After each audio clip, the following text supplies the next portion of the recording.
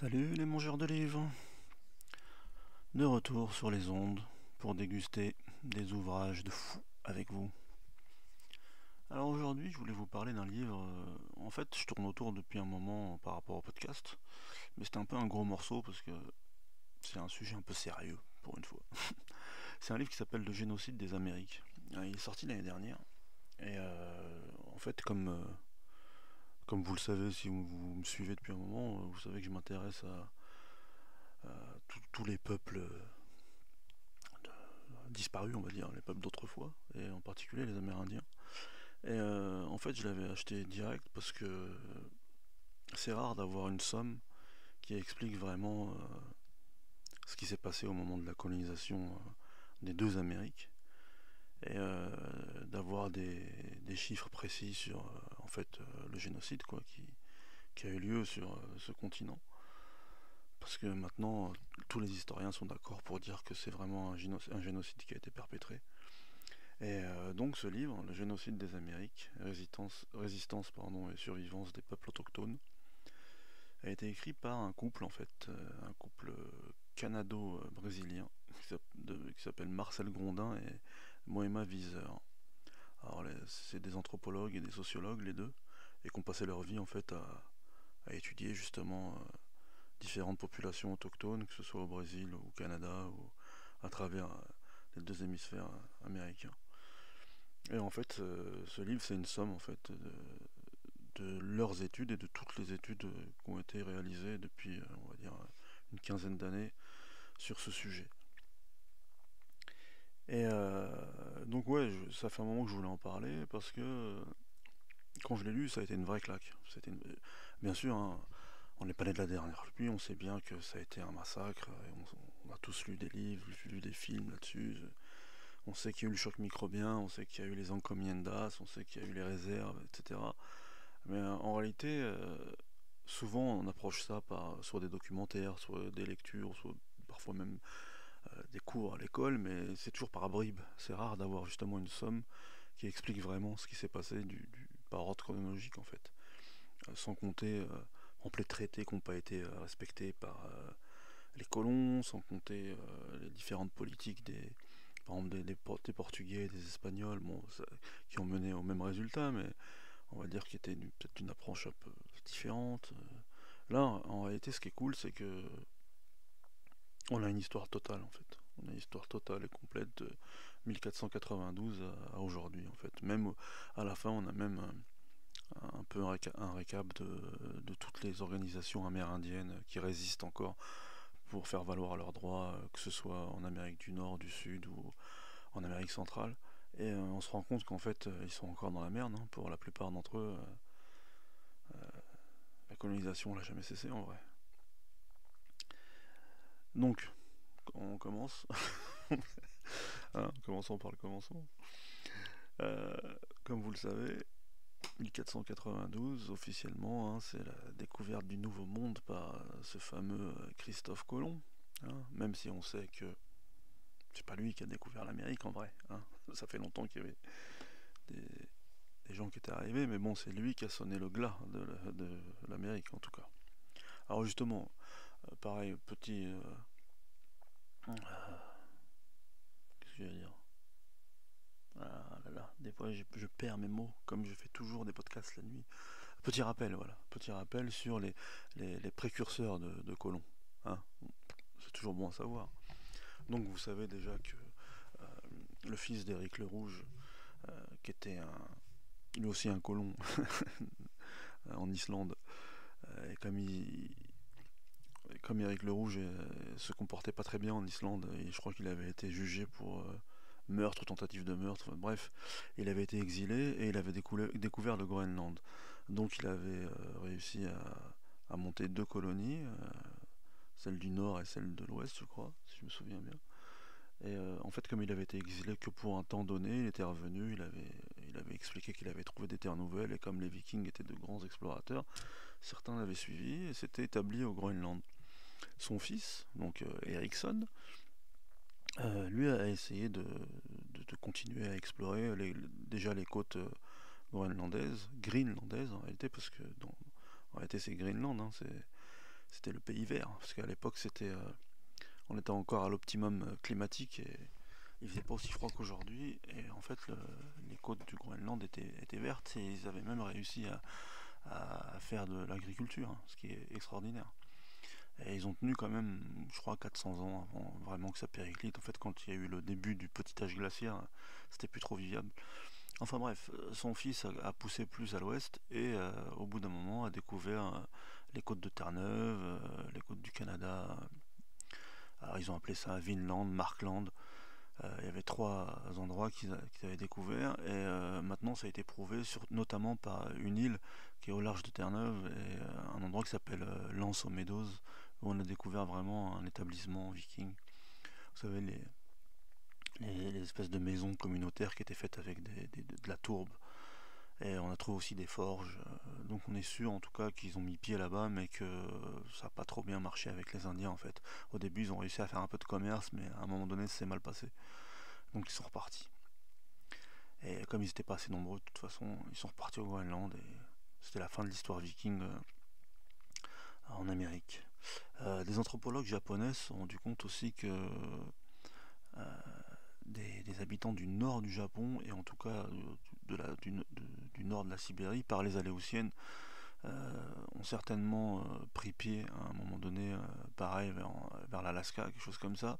Mais on sait maintenant que par exemple, des pêcheurs, en tout cas du nord du Japon, allaient pêcher au large des eaux de ce qui est aujourd'hui l'Alaska et qui connaissaient les Aléoutiennes. La troisième source qu'on a aussi maintenant, c'est une source génétique. On sait que les Polynésiens, à la fin de leur périple à travers le Pacifique, ont touché l'Amérique, notamment au Pérou et au Chili, parce qu'on a des marqueurs génétiques qui prouvent qu'il y a eu des mélanges tant sur la côte que, par exemple, là sur l'île de Pâques. Encore très récemment, là, j'ai écouté un podcast d'une historienne spécialisée sur l'île de Pâques qui a trouvé en fait des gènes d'Indiens d'Amérique sur des cadavres dans des tombes de l'île de Pâques qui dataient d'avant pareil, le premier contact avec les Européens.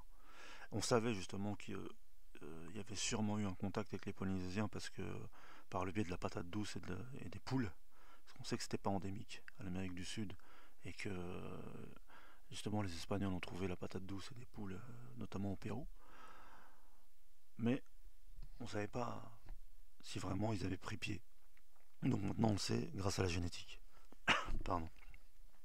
Donc ça c'est les trois euh, précédentes incursions euh, d'autres cultures en Amérique avant colons qui sont sûrs. Et bien sûr, il reste la fameuse hypothèse de la traversée de l'Atlantique par les Africains. Euh, pour ça, il y a trois suppositions qui ont été faites par des historiens. Il y en a une qui est vraiment mythologique. Je suppose que maintenant vous avez tous entendu parler de Sansa Moussa, le fameux roi du Mali, qui était, selon certains, l'homme le plus riche de l'histoire, parce qu'il y avait les mines d'or au Mali, et quand il avait fait son pèlerinage à la Mecque, il s'était arrêté au Caire, et il avait distribué tellement d'or qu'il avait fait chuter le cours de l'or pour plusieurs années. Et en fait, selon justement l'histoire quasi mythique de ce roi, il avait accédé au pouvoir dans son royaume parce que son grand frère avait décidé d'organiser une expédition à travers l'Atlantique. Alors bien sûr c'est des nombres parce qu'on dit qu'il avait envoyé d'abord 2000 bateaux ou pirogues et qu'il n'y en avait plus qu'une ou deux qui étaient revenus et que finalement il avait voulu encore en envoyer genre le double et qu'il était parti avec eux et qu'il n'était jamais revenu. Donc maintenant il y a plein d'historiens, surtout ce qu'on appelle les afrocentristes là, comme Cheranta Diop par exemple, là, qui estiment que sûrement une partie de cette expédition a dû arriver en Amérique. Bon, mais ça, c'est vraiment pas du tout prouvé du tout, et c'est plus, comme je vous dis, de la mythologie africaine. Mais sinon, il y a deux autres sources. Il y a des témoignages de coreligionnaires de Cortés quand ils sont arrivés en fait à Tenochtitlan à Mexico. Quand ils ont conquis Mexico, il y avait une grande avenue, une avenue centrale à Mexico, qui était bordée de statues.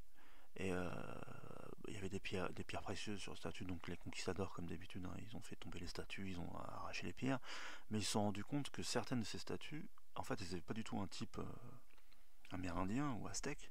Ils avaient un type, ce qu'ils appelaient à l'époque négroïde, c'est-à-dire avec le nez cabu et des cheveux frisés. Et donc il y a beaucoup ensuite d'historiens qui se sont dit bah c'était pas normal en fait que de tels statues à Mexico, ça veut dire sûrement il y a eu un contact avant. Alors ça pareil, hein, c'est vraiment hypothétique et c'est le seul argument qu'ils aient. Et le troisième argument c'est une brésilienne qui a fait des analyses dans une grotte au Brésil, une brésilienne, une archéologue qui a fait une partie de ses études en France, c'est pour ça qu'elle est connue ici.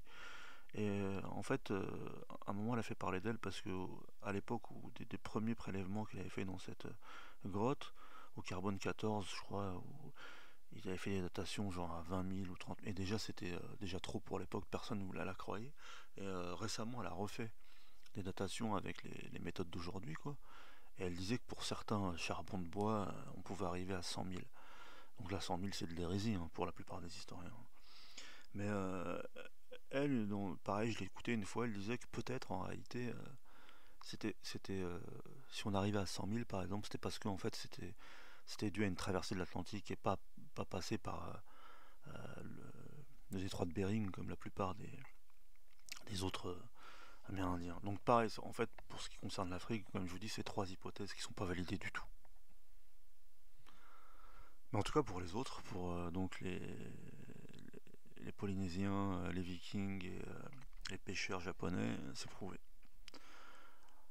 Le truc, c'est qu'en tout cas, ces trois précédents contacts n'ont pas causé de catastrophe en Amérique. Parce qu'ils ont été ténus, limités, et même si apparemment il y a eu un mélange entre les Polynésiens et les Amérindiens du Sud, il n'y a pas eu de choc microbien en tout cas. Ce qui pourrait en même temps se concevoir, puisque si on estime que l'origine des Polynésiens c'est la Chine, parce que les Austronésiens en fait ils se sont fait virer de Chine par ce qui est aujourd'hui les Chinois, et qu'ensuite ils ont entamé leur périple qui allait les emmener d'un côté jusqu'à Madagascar et de l'autre côté jusqu'à l'île de Pâques et jusqu'à l'Amérique. Euh, et quand on pense que tous les Amérindiens officiellement descendent de ceux qui sont passés par la Béringie, donc peut-être qu'à la limite ils partageaient les mêmes gènes et qu'ils n'avaient pas les virus occidentaux. Donc ça c'est vraiment une introduction pour faire un petit rappel sur ce qui s'était passé avant 1492, et en plus comme maintenant c'est devenu des recherches presque politiques, euh, quasiment chaque mois ou chaque 2 mois, quand on s'intéresse un petit peu à ces questions, il y a des nouvelles découvertes, des nouvelles datations. Par exemple, pendant longtemps, on estimait que ça pouvait pas être au-delà de 12 000 ans les premiers découvreurs de l'Amérique, les premiers asiatiques qui étaient arrivés donc par la Béringie. Alors pour ceux qui ne savent pas, la Béringie, c'est ce qui est aujourd'hui le détroit de Bering à l'époque de la dernière glaciation. Donc comme il y avait 120 mètres de moins du niveau des mers, c'était devenu un endroit qui était à sec et qu'on a appelé la Béringie. Et donc on estime que les ancêtres des habitants de l'Amérique sont passés par là pour coloniser l'Amérique. Et donc il y avait deux chemins. Celui qu'on appelle entre les deux inlandis, là, c'est donc deux gros glaciers qui, en fonction des aires glaciaires, ça s'ouvrait ou pas. Il y avait un chemin entre les glaciers, ils passaient donc par l'Alaska et ensuite ils arrivaient dans les grandes plaines, soit par la côte. Et il y a au Nouveau-Mexique, il y avait eu il y a très longtemps maintenant des fouilles qui avaient découvert donc des artefacts qui avaient été datés de moins 12 000, et c'était près d'une ville qui s'appelait Clovis au Nouveau-Mexique. Et pendant longtemps, c'est devenu presque une religion. Les archéologues américains estimaient qu'on ne pouvait pas aller au-delà, parce que c'était genre déjà trop pour eux. Mais finalement, on a trouvé par exemple à Bluefish, justement en Alaska, donc vraiment au nord, hein, on a trouvé un établissement qui a été daté à plus de 20 000. Au Chili, il y a un établissement qui est célèbre maintenant, et justement l'archéologue qui a passé des décennies à fouiller et à dater, il a été pendant longtemps traité d'hérétique, quoi. Mais maintenant il y a des preuves concrètes. Et pareil, ça monte, je crois, aux alentours de 30 000. Au Brésil, on a trouvé donc dans cette fameuse grotte, et puis d'autres endroits où on a fouillé. Il y en a au Mexique. Enfin bon, bref, sur la totalité du continent maintenant. Il n'y a pas longtemps, il y a White Sands, alors pareil, c'est en Arizona, et là, c'est indéniable. Ça a fait un grand bruit, je crois qu'il y a 2-3 ans. En fait, on appelle ça White Sands parce que c'est un désert de sable blanc. Et sous la couche de sable, justement, on a trouvé des traces fossiles. Au début, des traces de mammouth et de mégafaune, mais ensuite des traces de pas. Des traces de pas d'enfants, de mères portant des enfants, d'adultes, etc. Et ça a été daté de moins 23 000. Donc, on sait tous que la colonisation américaine a eu lieu bien avant ce que la plupart des historiens et archéologues au début, occidentaux, je signale, estimaient. Donc voilà, ça c'était vraiment un préambule par rapport à la population, on va dire, originelle des Amériques. Mais quand Christophe Colomb arrive en 1492, hein, donc à la Hispaniola, donc ce qui est Saint-Domingue en fait, une île à côté, c'est le début de la fin en fait pour tous les peuples amérindiens. Déjà, donc le premier contact c'est les Caraïbes. Donc vous savez que Colomb a fait plusieurs voyages en fait, au début, 4 ou 5. Et ce qui l'intéressait, hein, quand on. C'est disponible, ces journal, ces journal, ouais, super, pour un mec qui lit. Ces journaux de voyage sont disponibles à la découverte. Il n'y a pas longtemps, j'ai fait un podcast sur Voyage à Tombouctou là, de René Caillé. J'avais signalé en fait que c'était une édition à la découverte qui avait justement une ligne là, où il y avait tous les récits de voyage des grands explorateurs, donc par exemple Marco Polo et donc Christophe Colomb. Et Christophe Colomb, donc c'est disponible en 2 volumes, ces journaux, le récit de ses voyages. Et bon, tout le monde sait que ça s'est mal passé, hein. Quand il est arrivé, bien sûr, au début, les Indiens ont été accueillants et chaleureux. On sait tous que lui, ce qu'il cherchait, c'était l'or. Et tout de suite, il a essayé de se faire comprendre pour qu'on lui dise où on pouvait trouver de l'or. Donc, de Saint-Domingue, il est parti à la Jamaïque, il est parti à Cuba. Finalement, il est reparti en Espagne en prenant quelques Indiens avec lui et un peu le peu d'or qu'il avait trouvé. Il avait laissé quelques marins sur place, et quand il est revenu, en fait, il a trouvé l'espèce de fortin complètement ravagé par les flammes, parce que pendant ce temps-là, les, les marins qu'il avait laissés avaient essayé de violer les femmes, avaient essayé de s'approprier les richesses des Indiens, et ça leur avait pas plu, bien sûr, donc ils les avaient découpés. Mais le problème, c'est que, comme vous le savez, les Indiens, dans leur ensemble, alors bon, je vais employer le terme indien ou amérindien, alors bien sûr, maintenant, c'est comme dire nain au lieu de personne de petite taille, ou aveugle au lieu de malvoyant. Alors il y en a qui parlent de Première Nation, il y en a qui parlent de natifs, il y en a qui... Bon, bref, je vais pas rentrer dans ce détail, je parlerai des Amérindiens. Comme vous le savez, ils les appelaient Indiens parce qu'ils cherchaient les Indes, hein, pour ceux qui savent pas. Donc en fait, oui, comme je vous le disais au début, euh, la totalité des peuples d'Amérique n'étaient pas immunisés contre les maladies occidentales, puisqu'ils avaient émigré il y a plusieurs dizaines de milliers d'années, avant justement d'être entrés en contact avec la grippe, la variole, la polio, enfin toutes les maladies qui les ont décimés quand ils sont arrivés. Donc on appelle ça le choc microbien. En réalité, donc, quand Colomb est arrivé, le premier malheur qu'il a amené avec lui, c'est ça, c'est les microbes. Donc lui au début s'en est pas rendu compte, mais dès qu'il est parti, en fait, l'hécatombe a commencé. Et on estime déjà que juste à cause des microbes, la, la moitié des populations amérindiennes et sur l'ensemble du continent ont été dévastées, à plus ou moins long terme. Ça a été le cas aussi en Océanie. Il y a un livre qui vient de sortir qui s'appelle Hécatombe océanienne qui parle de ça. Et justement, ce qu'on apprend dans ce livre-là, dans le Génocide des Amériques, c'est que, pareil, à la différence de ce que la plupart des gens croyaient pendant longtemps,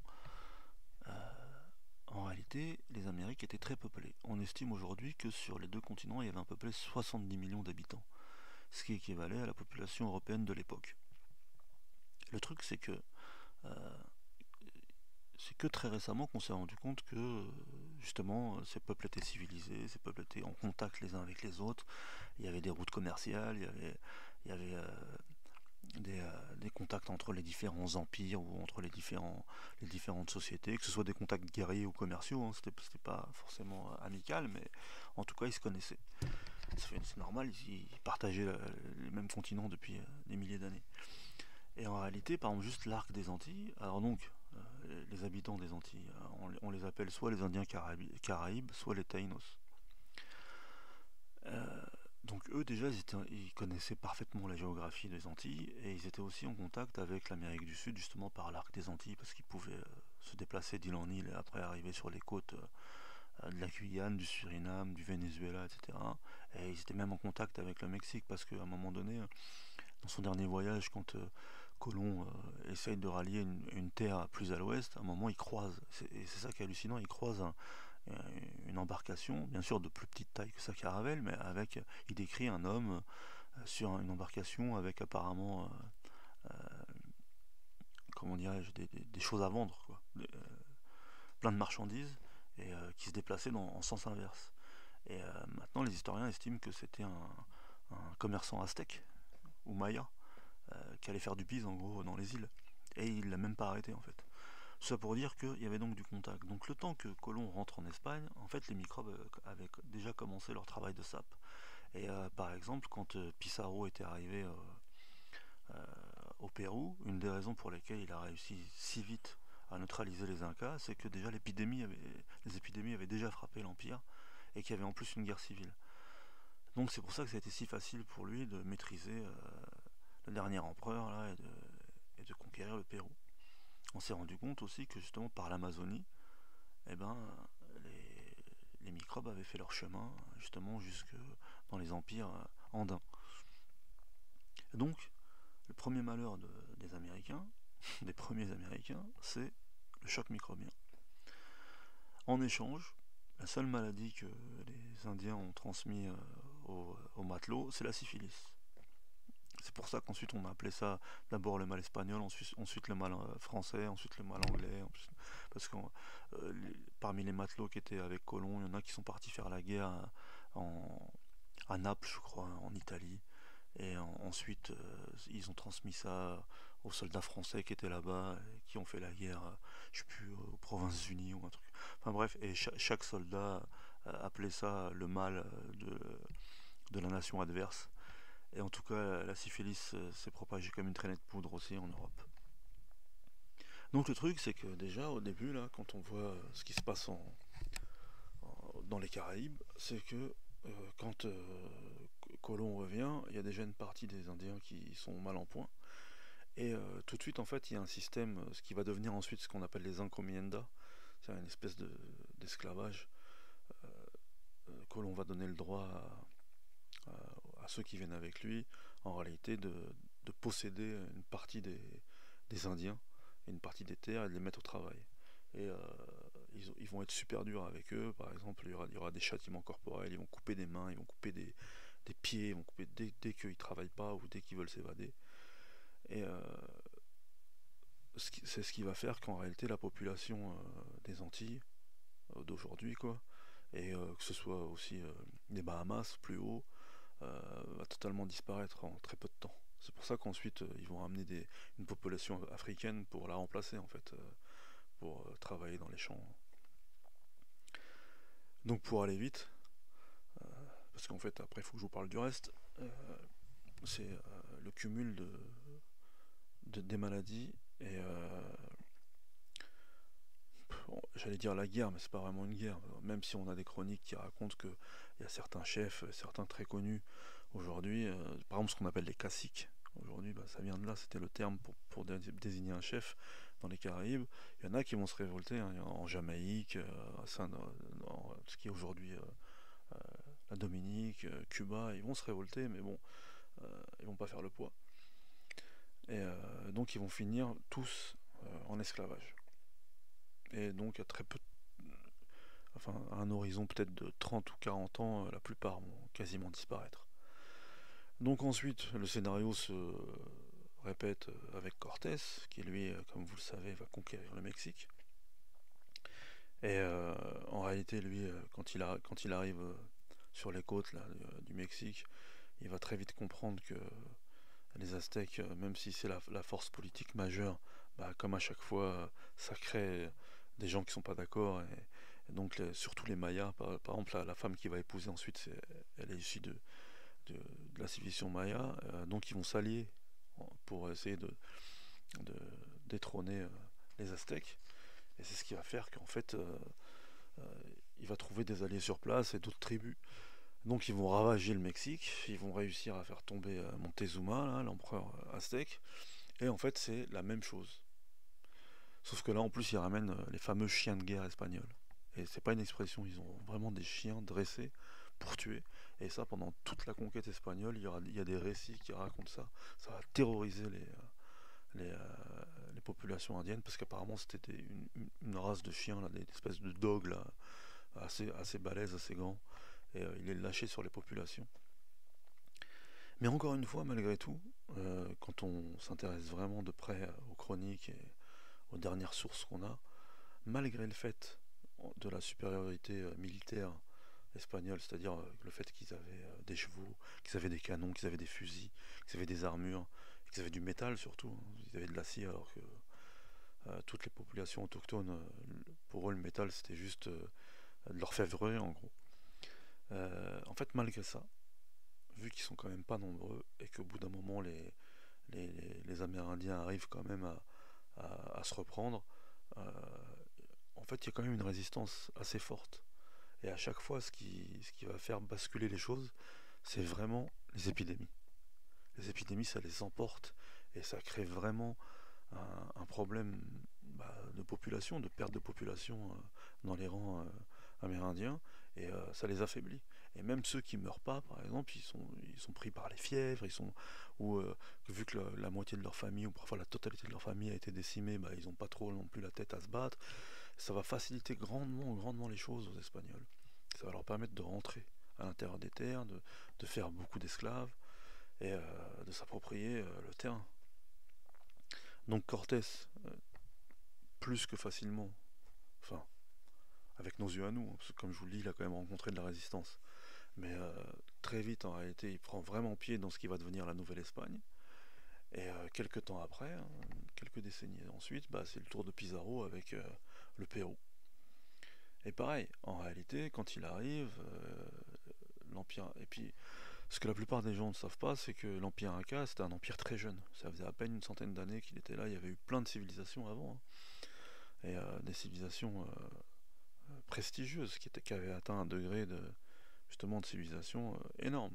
Ils avaient pris souvent des directions différentes aux civilisations occidentales, mais plus ça va là encore, plus on se rend compte que par exemple dans l'astronomie, dans l'architecture, dans une certaine forme de médecine, dans même la manière de gérer les empires qu'ils avaient créés, en fait ils avaient atteint des degrés de civilisation incroyables. Et en plus c'était vraiment des manières aussi de gouverner qui étaient originales par rapport justement au reste du monde. Ils avaient exploré des nouvelles voies. Et c'est ça qui est dommage, c'est que avec la colonisation européenne, en fait, comme ils ont tout ravagé, en fait, on n'a même pas eu le temps euh, de découvrir ça et de s'enrichir de l'héritage culturel de toutes ces civilisations amérindiennes.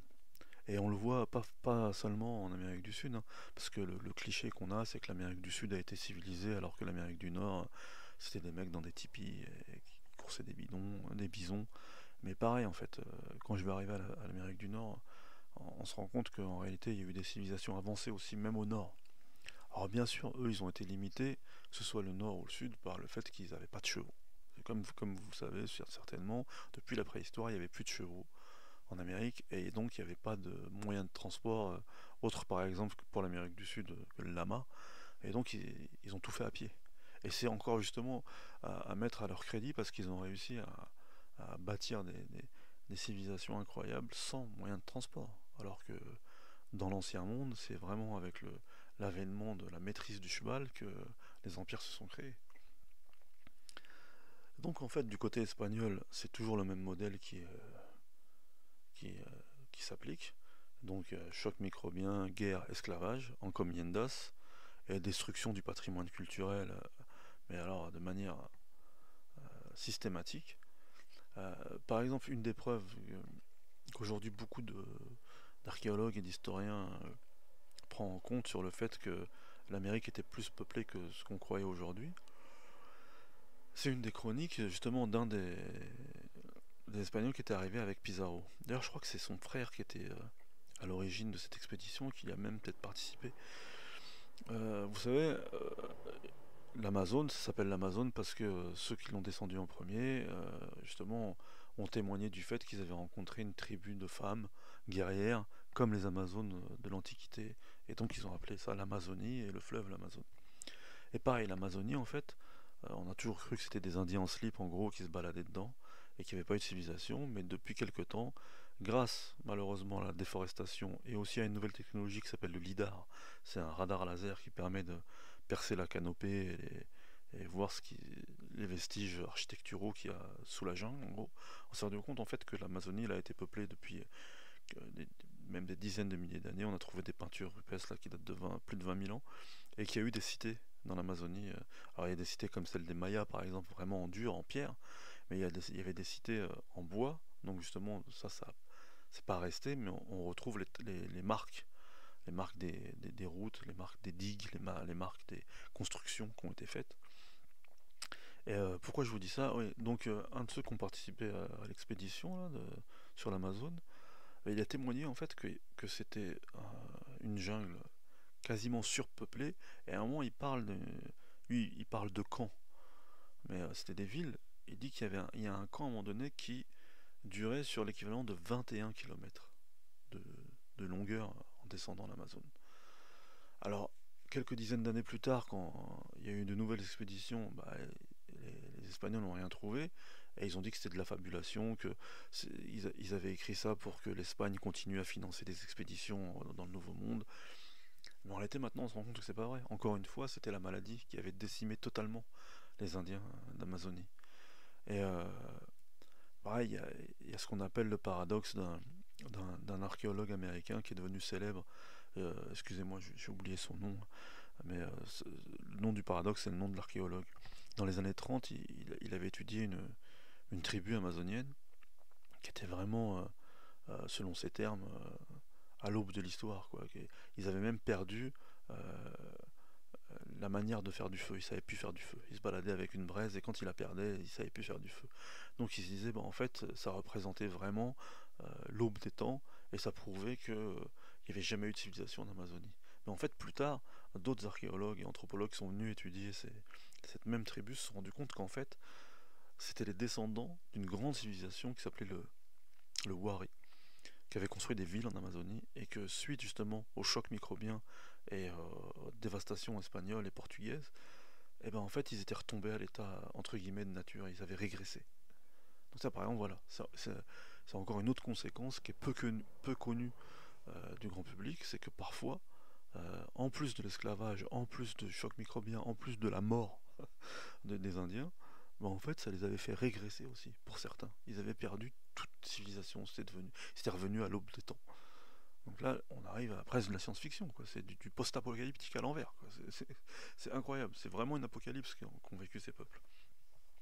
Et si on fait un parallèle avec les Portugais qui sont arrivés de l'autre côté au Brésil, alors pendant longtemps, surtout en France, par exemple à l'école, on étudiait surtout, bien sûr, Christophe Colomb et Pizarro et Cortés, etc. Donc tous en tout cas, Colomb il n'était pas espagnol, mais qui travaillaient pour l'Espagne. Mais un peu moins ce qui s'était passé du côté portugais, ce qui est aujourd'hui le Brésil, mais c'était bien plus grand en réalité. Mais en fait, les Brésiliens, ils ont fait la même chose. Ils ont décimé des populations indiennes, mais entières. Ils leur ont fait la guerre dès le début. Alors bien sûr, il y avait une partie qui était vraiment dans l'Amazonie. Au début, ils avaient du mal à rentrer et tout ça. Mais d'abord, on appelle ça, vous savez pourquoi on appelle ça le Brésil? Parce que ça vient de l'arbre, là, ce qu'on appelle le bois de braise, nous. Et c'était un arbre qui servait à faire de la teinture rouge et qui brûlait bien aussi, c'est pour ça qu'on appelait le bois de braise. Et en fait, ça a été presque comme du pétrole à l'époque pour les Brésiliens, c'était tellement recherché parce qu'avant, apparemment, il n'y avait pas de teinture rouge aussi belle que celle-ci et qui se fixait aussi bien dans les vêtements. Et ils ont déforesté, par exemple, des îles qui étaient au large du Brésil, ils ont déforesté entièrement. Et ils ont déforesté une partie de l'Amazonie déjà juste pour le bois de braise. Et les premières, justement, tribus malheureuses qui habitaient sur les côtes, quoi, et qui ont eu affaire à eux, ils se sont fait décimer. Ils ont pas fait de quartier, ils ont été sans pitié. Et il y a ça aussi qui revient souvent, c'est que ils ont été sans pitié, les Ibériques. Les Ibères, là, que ce soit les Portugais ou que ce soit les Espagnols, ils ont montré une, enfin, une cruauté qui a rarement été documentée dans l'histoire.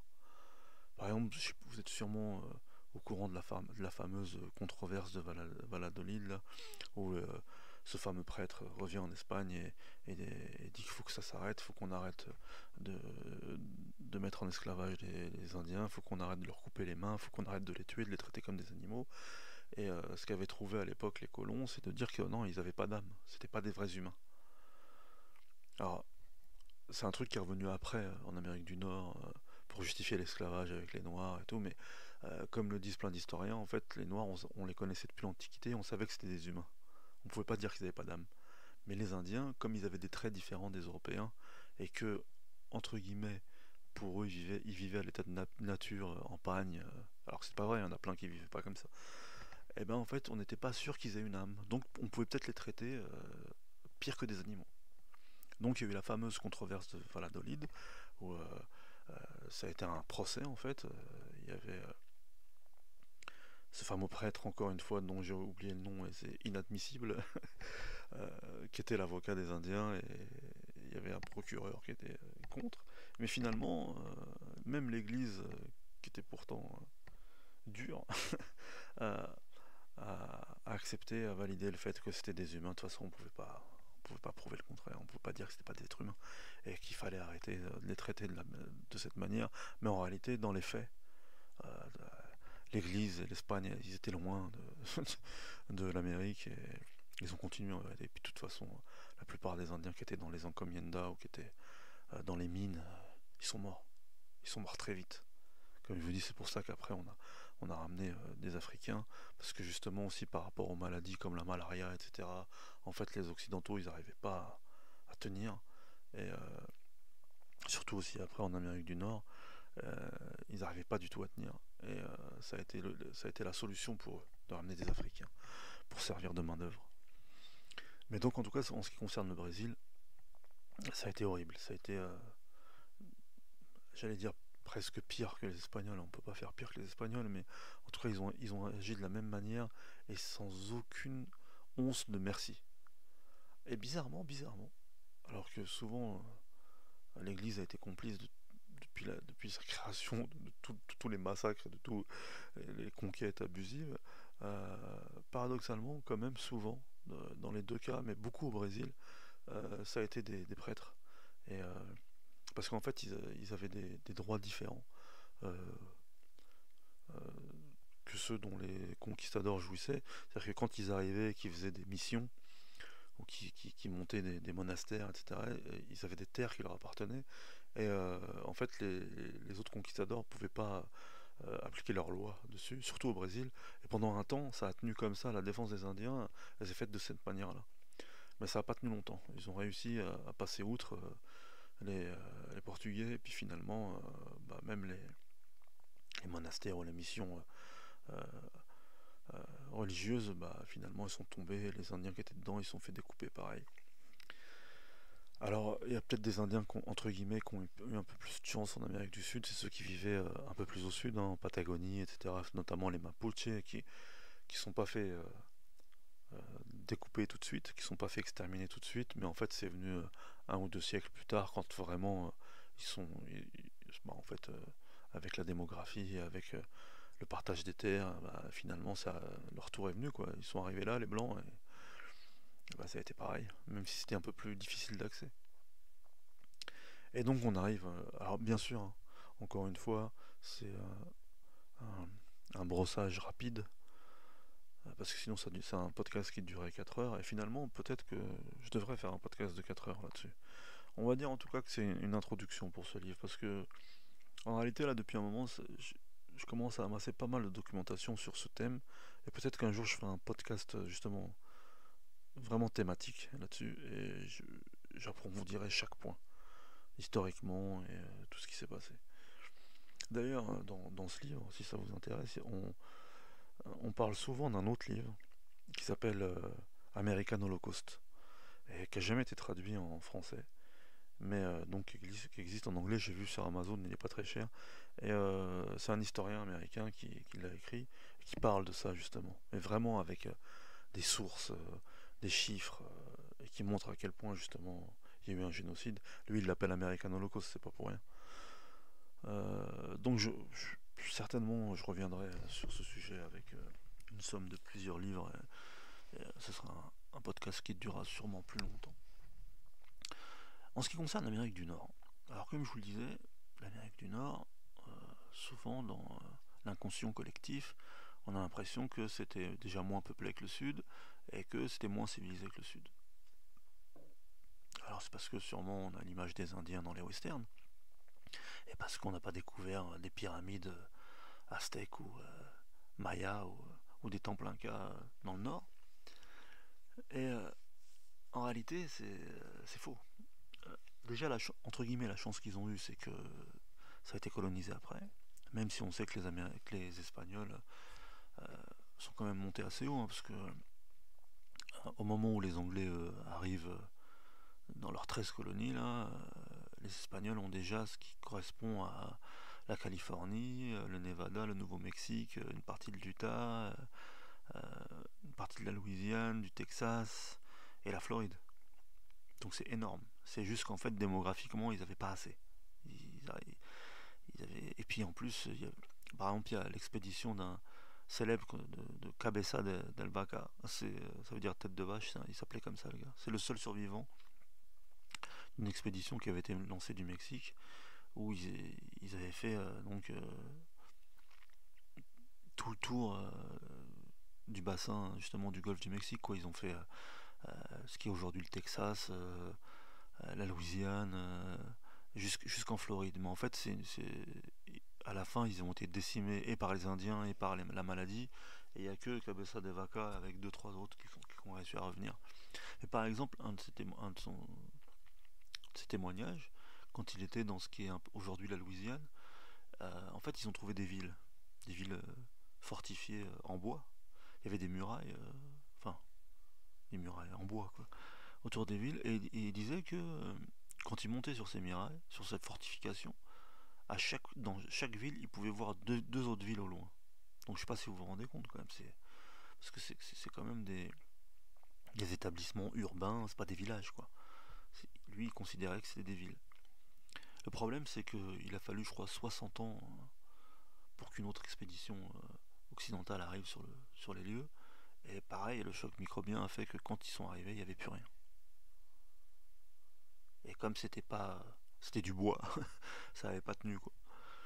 Mais par exemple, aujourd'hui, on se rend compte qu'il y a ce qu'on appelle la civilisation des mound builders, c'est-à-dire les constructeurs de tumulus. Il y en a beaucoup dans le sud américain et ça remonte même dans la région des Grands Lacs, où en gros c'était des tertres presque comme des pyramides mais en terre. Et pareil avec des gros villages autour qui étaient souvent fortifiés.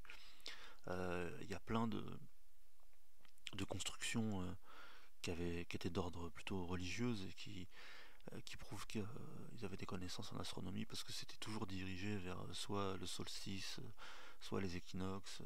Il y a ce fameux serpent là qui est pareil, je crois, dans l'Illinois. C'est c'est construit sous forme de tertre, pareil, mais en forme de serpent et qui pointe dans la direction. Alors je sais plus si c'est l'étoile du Nord ou quelque chose comme ça, mais ça prouve que il y avait des vraies civilisations et qu'ils avaient des connaissances scientifiques. Il y a aussi la plus grande civilisation, la plus grande construction en dur qui est en Arizona et qui a été construit par les ancêtres des Hopis et des Pueblos d'aujourd'hui et qui est en arc de cercle et qui est immense où dedans il y avait aussi des constructions qui étaient plutôt rondes et qui servaient en même temps soit justement de lieux cérémoniels soit de lieux de sépulture. Donc en réalité il y a eu des vraies civilisations dans le nord. Donc entre guillemets la chance qu'ils ont eue c'est que ça a été colonisé après. Donc comme vous le savez, il y a eu le premier occidental qui touche ces rivages, c'est Jacques Cartier en 1534 qui arrive dans l'équivalent du Saint-Laurent là-bas là, au Canada.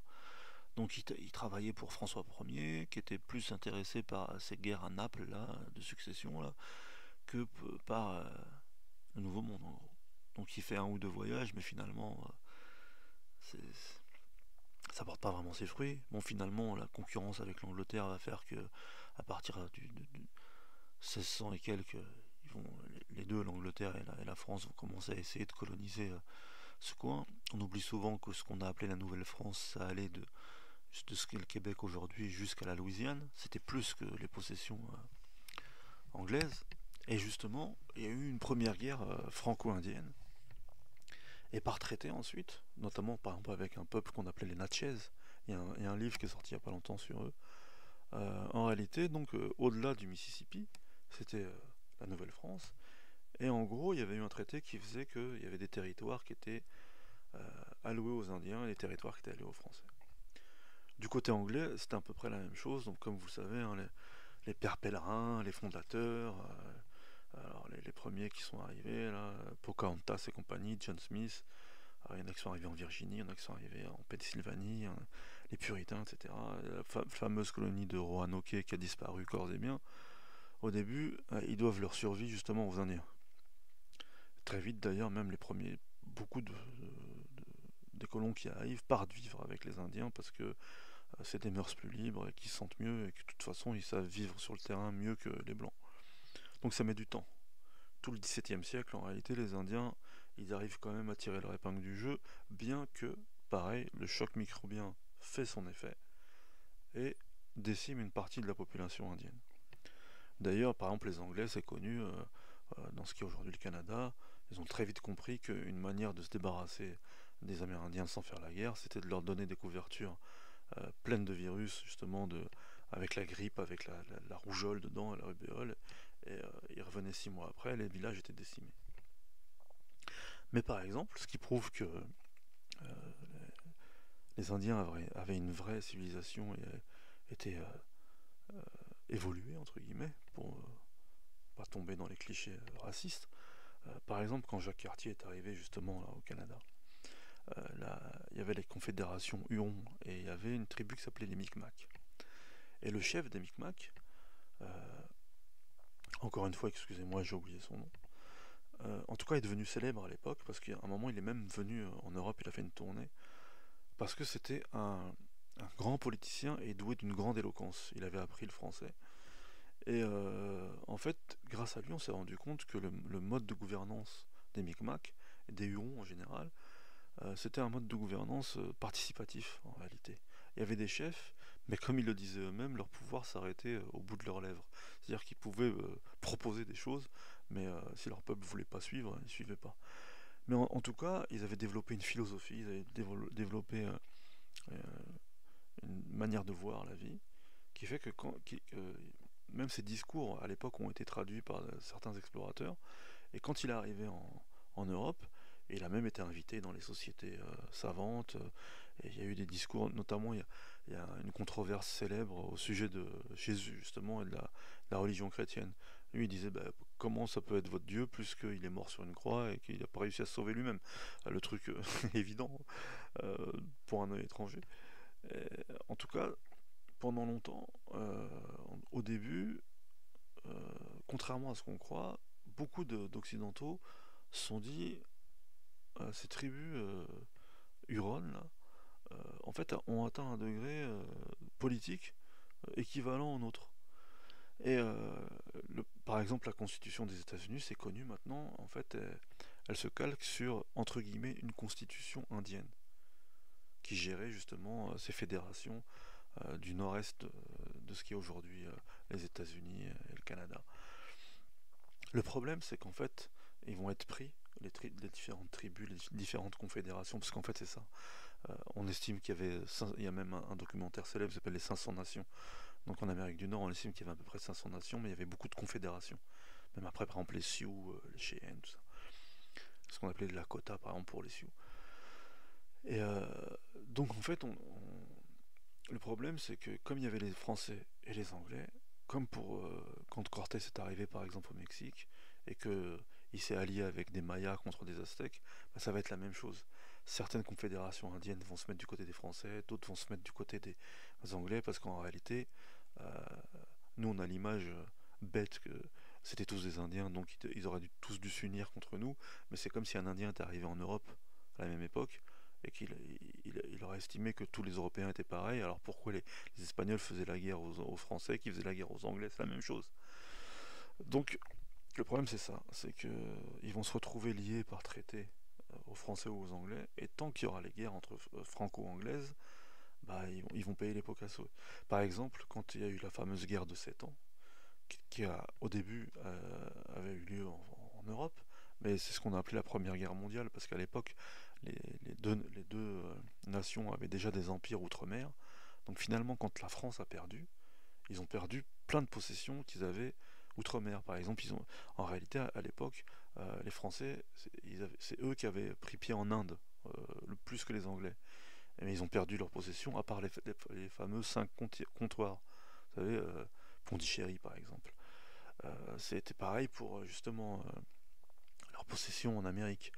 Donc c'était le moment où justement il y avait eu les Acadiens, par exemple, au Canada, c'est connu, hein, quand ils ont été envoyés en exil, et puis certains ont été massacrés, parce que la France avait perdu par traité, justement, quand ils ont fait la paix, ils ont perdu une partie de leur possession. Et ça a justement impacté les traités qu'ils avaient faits avec les Indiens de l'autre côté du Mississippi. Et pareil, en fait, pendant longtemps, les Anglais avaient été cantonnés au nord-est, à la côte, par la frontière naturelle qui était les Appalaches. Et jusqu'à ce qu'ils trouvent la passe là, qu'il y a au niveau de l'Ohio. Et en fait, ils ont réussi ensuite à se déverser à l'ouest. Et donc déjà, ils n'ont pas respecté le traité qu'avaient les Indiens avec les Français. Donc les Indiens ont perdu leurs terres réservées, entre guillemets, de l'autre côté du Mississippi. Et ensuite, quand les Anglais sont passés de l'autre côté des Appalaches, bah, au début, ils faisaient des traités qu'ils n'ont jamais respectés. Donc à chaque fois, en fait, ils faisaient ça. Et à chaque fois, ils passaient même des lois. Vous savez, ensuite, avec leur fameux manifeste destiné, la destinée manifeste, qui disait que c'était le destin que Dieu leur avait donné d'arriver au Pacifique, etc. Et que chaque colon avait le droit de prendre pied sur la terre américaine et justement de s'accaparer la terre. Bah, en fait, il y a ce qu'on appelle les actes à chaque fois là, dans les lois américaines. Il y a eu ce fameux acte qui faisait qu'en fait ils pouvaient prendre la terre des Indiens sans que ceux-ci puissent la revendiquer ultérieurement. Donc vous avez sûrement entendu parler de la piste des larmes par exemple pour, je crois que c'était les Apaches ou les Cheyennes qu'on a enlevé de leur terre et qu'on a fait marcher pendant des centaines de kilomètres pour les amener dans une autre réserve. Et la plupart des tribus d'Amérique du Nord ont vécu ce genre de malédiction, quoi, ce genre d'épisode. On leur a enlevé leurs terres qui étaient bonnes, et on les emmenait dans les terres. Vous savez, on parle souvent des Badlands, alors surtout par exemple dans La Note américaine, là, le film qui vient de sortir là, de Scorsese. C'est tiré d'un livre, La Note américaine, qui est pas mal, dont je parlerai sûrement un jour dans un podcast. Et bah, on leur avait attribué les Badlands, et malheureusement pour eux, il y a eu du pétrole dedans, donc les Blancs sont venus et les ont encore découpés pour le pétrole. En fait, ça a eu lieu 1000 fois. Ça. Et la même chose au Canada. Donc en réalité, la plupart des, des confédérations indiennes ont déjà donc pareil, souffert du choc microbien, ensuite des guerres, ce qu'on appelait les guerres indiennes, ensuite du non-respect des traités qui avaient été signés avec eux au terme de ces guerres, et ensuite du fait qu'on les a parqués dans des réserves. Donc ça fait beaucoup. Ça fait beaucoup pour des, des populations qui avaient leur propre mode de vie, qui avaient leur propre système politique. Comme je vous l'ai dit, hein, ils n'étaient pas arriérés. Ils avaient des constitutions, ils avaient des manières de voir, ils avaient des philosophies. Et pareil, comme par exemple pour ce qui concerne les Incas, quand les Espagnols sont venus, c'était un empire jeune. Bah, par exemple, l'empire Sioux, cet empire des plaines centrales là, d'Amérique. On s'est rendu compte en réalité avec la génétique des chevaux, parce que comme je vous dis, il n'y avait pas de chevaux jusqu'à ce que les Occidentaux reviennent, en fait, enfin arrivent en Amérique. Et très tôt, quand les Espagnols sont arrivés, en fait, ils ont perdu des chevaux qui sont retournés à l'état sauvage. Et dès le XVIe siècle, en réalité, les tribus donc d'Amérique du Nord se sont tout de suite appropriées l'usage du cheval, On voit qu'ils avaient des gènes des steppes asiatiques, parce que c'était des vrais Mongols dessus, quoi. Ils les maîtrisaient à cru. Et en fait, les Sioux, dès le XVIe siècle, se sont bâtis un empire des plaines. Et d'ailleurs, il y a pareil un livre qui est sorti l'année dernière, ou il y a 2 ans, justement sur l'empire des Sioux. C'est un Finlandais, un auteur finlandais qui avait écrit l'Empire Comanche juste avant. Et je crois qu'il a appelé ça justement l'Empire des plaines, et qui est fabuleux. Et je ferai des podcasts sur ces 2 livres. En tout cas, si ça vous intéresse, il y a l'Empire Comanche et l'Empire des plaines. Et donc pareil, en fait, malheureusement pour eux, donc c'est un empire qui était neuf. Et quand les Blancs sont arrivés, ils ont mis fin à l'empire, hein. Alors même s'il y a eu Little Big Horn, hein, vous connaissez l'histoire, hein, ils ont réussi à battre Custer et l'armée américaine à Little Big Horn, mais ça a été leur champ du cygne. Ensuite, ils se sont retrouvés dans les réserves et il y a eu Wounded Knee, et il y a eu des massacres et un réel génocide. Et justement, cet auteur dont je vous ai parlé, qui a écrit American Holocaust, euh, lui, il estime que 90% de la population nord-américaine native a été décimée. Sur les. Bon, eux, c'est pas 4 siècles ou 5 siècles, c'est peut-être 3 siècles, mais en tout cas a été décimé. Et en réalité, pareil, là, le couple là, d'anthropologues qui a écrit le livre, euh, d'après leurs propres études et avec toutes les. Parce que en réalité, maintenant, on a des études pour chaque pays, chaque région des Amériques, depuis l'arrivée des conquistadors ou des franco-anglais là, en Amérique du Nord. On a des études sur toutes les populations indigènes qui existaient et sur toutes les pertes qu'ils ont eues, que ce soit les pertes de maladies, les pertes de guerre, les pertes d'esclavage. On les a sur les 5 siècles, quoi, du 15e jusqu'au 20e ou au 21e aujourd'hui. Et en réalité, ça tourne toujours entre 90-91% et dans certaines régions 96%. Donc en réalité, c'est le plus grand génocide de tous les temps. C'est le plus grand génocide de tous les temps. Il y a des endroits, il y a 96%. Il y a certaines tribus, comme je vous disais, par exemple, les Indiens Caraïbes, là, ou les Taïnos, ils ont disparu à 100%. On retrouve certains marqueurs génétiques dans les populations de certaines îles, mais c'est rien, quoi. C'est quelques pourcents, peut-être pour certains, ils ont les yeux de leurs arrière-grands-parents, quoi, ou leurs cheveux. Mais voilà, quoi, ils ont été rayés de la carte. Et c'est pas les seuls. Il y a des populations qui ont disparu pour toujours. Et par exemple, parce que ça c'est la fin du livre, euh, il y a plein d'organisations maintenant qui militent pour les droits amérindiens, et notamment une organisation qui s'appelle Abya Yala. C'est une organisation qui regroupe en fait toutes les organisations amérindiennes du nord au sud, et en fait pour un rétablissement de leurs droits et parfois pour qu'ils puissent recouvrer une partie de leur terre. Et donc pourquoi je vous dis ça? J'ai oublié, j'ai un blanc. Oui, donc en réalité, ces organisations, ils ont fait aussi un travail de mémoire. Ils ont fait des recherches. En plus, maintenant, il y a de pardon, certains Amérindiens, certains qui sont issus de ces tribus, ont réussi quand même à faire des études supérieures et sont devenus justement aussi des historiens, sont devenus des anthropologues, sont devenus des archéologues, et ils ont travaillé sur leur propre histoire en réalité. C'est pour ça que je vous dis que maintenant, en fait, on a quand même beaucoup de sources qui montrent, euh, peuple par peuple, ethnie par ethnie, tribu par tribu, en fait, les pertes qu'ils ont eues et pourquoi ils les ont eues. Donc en réalité, paradoxalement maintenant, entre guillemets, ils ont de quoi attaquer les blancs.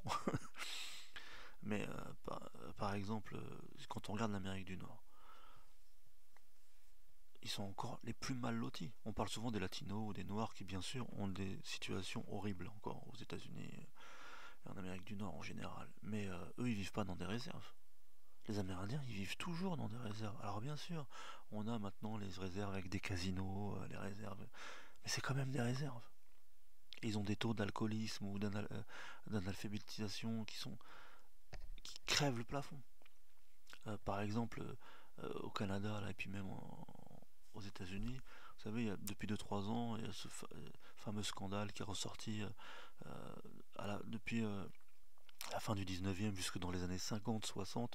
On a arraché les enfants indiens de leurs réserves, de leurs tribus, pour les mettre dans des espèces d'orphelinats, d'écoles, d'internats, où soi-disant on leur apprendrait la civilisation, et en fait ils ont eu des mauvais traitements, ils ont été tous violés, tabassés, martyrisés, il y en a qui sont suicidés, il y en a qui sont morts suite à leur mauvais traitement, et ça vient juste de sortir.